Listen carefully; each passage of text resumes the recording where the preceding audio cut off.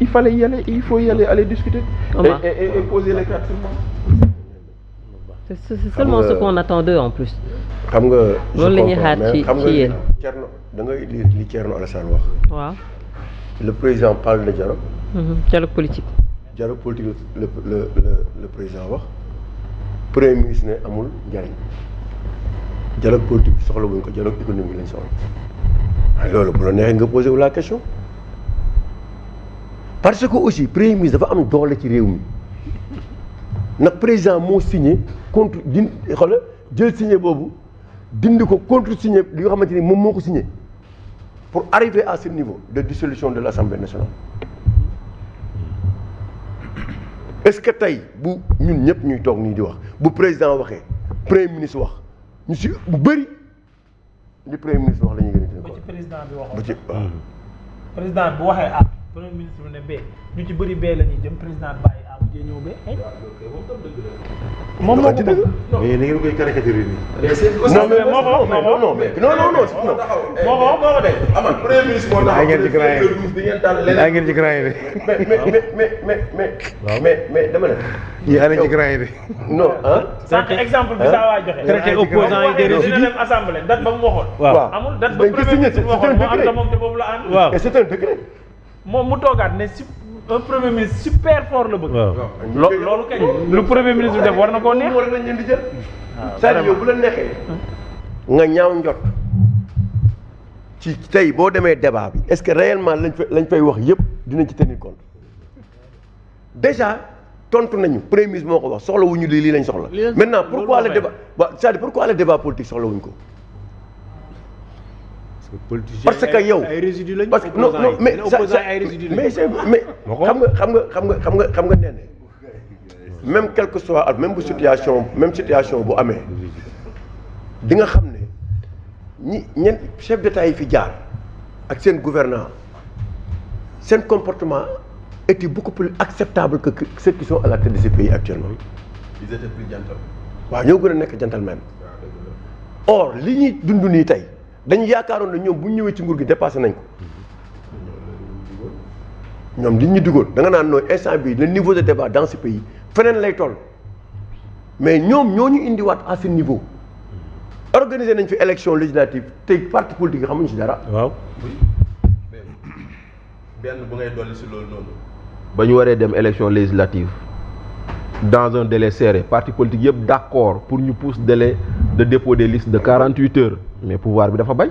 mais duñ ko def. ça aussi il faut le dire. maintenant débat politique am na parce que politique a tax ñu dàq Barthélémy Dias assemblée nationale ak mairie maire politique a tax dañu waxante dëgg bu doon yow rek da lay leer na yow la ngay ñëkk a mettre sur pied mooy la citoyenneté am un esprit républicain di nga bàyyi Barthélémy Dias heure bi à la mairie da nga nekk ci règlement politique nañu waxante dëgg règlement de compte boobu la ñu nekk donc actes yi ñu posé ba ci ñu tollu à ce niveau sa xel day ñaaw nga rasi dooli nag nga ki nga daan taxaw di ko tagg ne exemple la ci réew mi exemple la ci lii nga tuumaal ko muy Thierno Alassane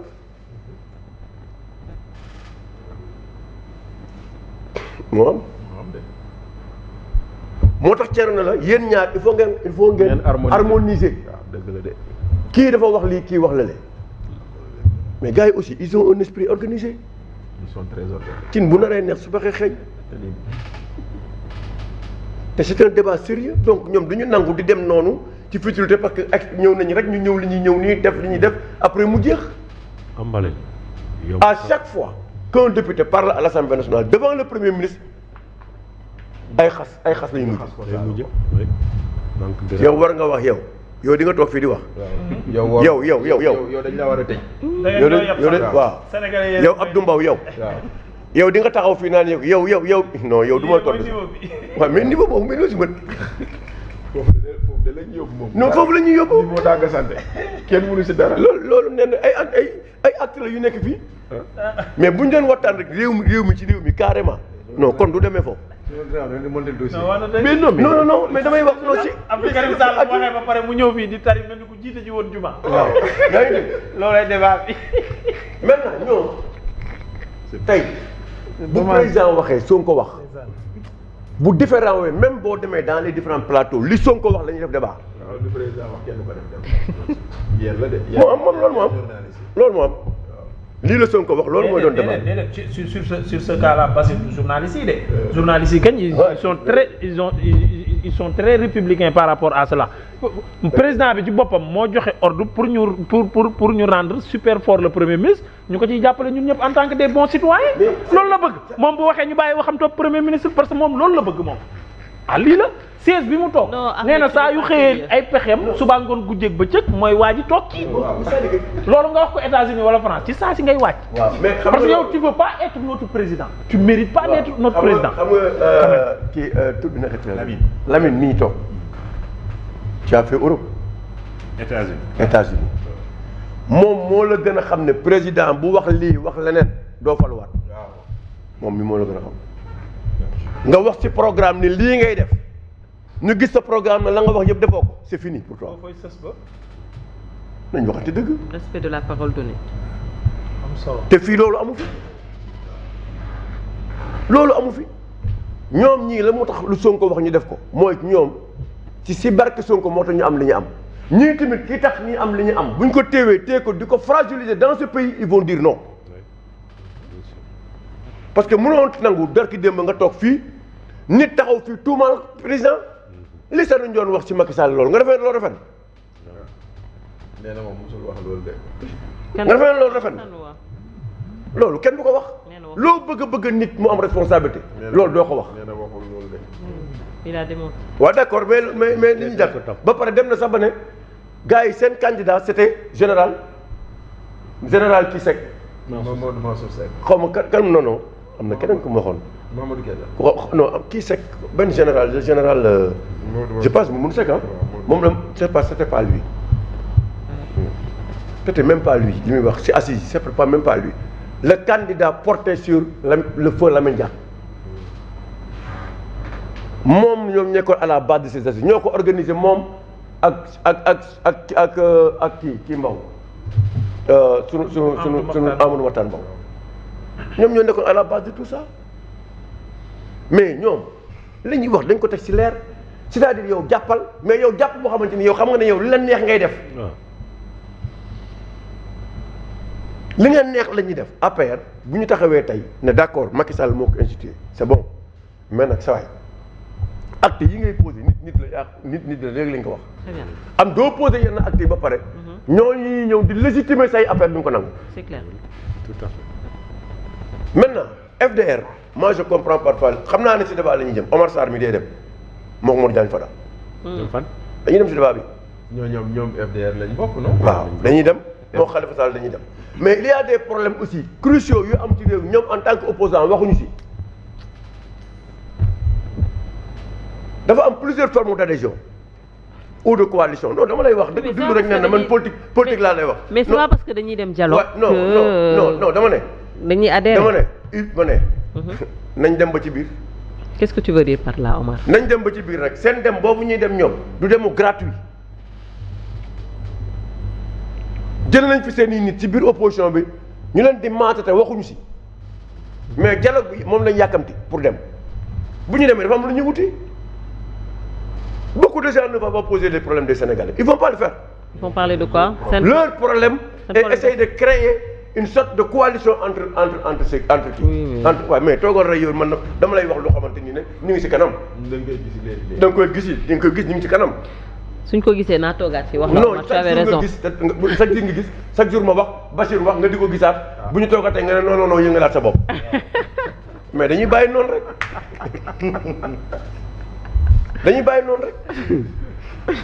kon li nga wax si ñoom Modou Diagne Fada ma ne dañuy dem seen dama ne la seen génn yi ñuy génn yëpp di dem ci télé yeeg di wax di kër c'est pour légitimer leur position. oui mais waaye amul ay mots. moo yi ngay wax noonu amul benn preuve Omar. mën na waaye yow tamit nañ dem ba ci kanam di nga gis. benn preuve. nañ dem ba ci biir c'est-à-dire réew mi ni leen Sénégalais yi falee pour ñu réew mi nekk ci dëgg lu nit di wax di ko jëfee ñun aussi loolu la ñu bañee ñuy nekk ci ay caaxaanari. parce que ñoom fi ñu bëgg a yóbbu duñu ko nangu non Sénégalais yi mënuñu ko nangu parce que xamul sax ne gis nga ñi fi nekk tamit di jiite ci réew mi actuellement liñ leen may ëpp na te mosuñu ko may benn régime bi fi jaar ñoom li ñu amagum nii as néew ci li ñu gars yi may leen ko nii mosuñu ko may benn régime bi fi jaar man maa la ko wax ci lépp nag mais il faut ñu xam ne fii dëkku nawle la très bien dañ la wóolu fol la ñu doon ay nawle nekkandoo ensemble mais il faut que le premier ministre parle du problème économique mais problème économique bi fa ñu toll moo ko njëkk a créé moom. Bon, il a été le premier kay. moom moo ko créé. En bloquant tous les travaux. tout moo ko bloqué moo fi indi 1000 milliards moo fi indi falsification moo fi indi lépp. rapport des cours de compte. tout rapport bi ñuy def nii nga xam ne ba léegi kenn gisul rapport ñoo ko fi indi. très bien donc boo ko indee il faut que mu ñu nekk dans une situation boobu ci ni il faut ñu waxtaanee suñu économie. c'est clair mais nag nañu respecté tey c'est-à-dire bu nit ñi waxtaanee bu tënk dara. lañ ko tënk mais nañ koy respecté. ñu respecté mais parlant ça c'est important parlant de respecter nee na baal ma. c'est très important c'est le moment aussi de rendre hommage ku mel ni sëñ Mansour Sy Djamil. ndaxte ba fi Macky Sall wootee dialogue fii la toog fii mu ne ngal la waaye bu ngeen déggowee gëmmal dóor amul lu mu si déggul. mais gëmmu dóor boobu le premier ministre waxaat ñëpp tàccu. xam nga loolu moo problème mooy suñu problème réew mooy maanaam la bonoon démb mu baax tey la baaxoon démb bon tey léegi la sëñ Mansour Sy Djamil waxoon ñu ŋawti ko fii nii ak le premier ministre wax même aaya yi même amul dara lu changé et pourtant kooku la mu waxoon on l'avait diabolisé sur ça et pourtant ici on dit ok on veut une trêve et cetera et cetera. c'est-à-dire que donc termine par là Omar. donc ni ñu bëgg imposer. loolu mënul ne c'est-à-dire ñoom Macky Sall doon def dara Abdoulaye Wade def ko ñu dingat ko ñoom ñu def ko ñu ne kenn amul droit dingat ko waaw mais quand même c'est paradoxal c'est absurde à la limite position APR da nga leen di comprendre fii man toog nañ fii attaqué nañ APR plusieurs fois kii attaqué na plusieurs fois keneen attaqué na APR difficile à comprendre tamit position APR hein. non mais pourquoi non mais loolu nga xamante ne ñoom loolu la ñu subir non fi génnee ñoom ñoo instauré dialogue subir ñu leen doon wax ne que Macky Sall on lui fait pas confiance du ñu ñëw dialoguer ñoom ñu bëgg ñëw répéter les mêmes choses répété wu ñu de dañu posé non répété wu ñu de dañu posé ay actes actes yi ñu posé moo tax ñu def recul tout à fait. on disait la même chose non attends nee dama lay wax benn affaire nag ñii posé wuñu benn acte boo xamante ni c'est pas un acte républicain ba assemblée nationale quand il était majoritaire xuloowuñu ak ñoom ñëlañ kële premier ministre moo jógee fee xuloo ak ñoom tout à fait. nañ waxante dëgg donc ñoom posé wuñu benn acte yëpp premier ministre moo ko posé tey ba ñu toll à ce niveau moo tax moom déjà moom biaisé na rencontre bi tout à fait. biaisé na ko moom xamal na leen dégg mal ni ngeen di organiser ni amul benn njëriñ dégluwuñ leen faalewuñ leen parce que moom moo ne soxlawuñ ko te moom li mu wax moom la ñuy def. ça aussi c'est vrai. donc pour que nit ñi maintenant dialoguer il faut que ça soit sérieux ñu def ko ci yoo xamante ni ne ànd c'est-à-dire que waxtaanu nawle la ñu tënk ñu téye ko respecté ko jëfe ko mais buñ ko deful mais quand même. c'est clair Ahmed sur le dialogue. waaw déjà wax ne ni Thierno Alassane Sall wax mooy dëgg xam nga lébu yi dañ naan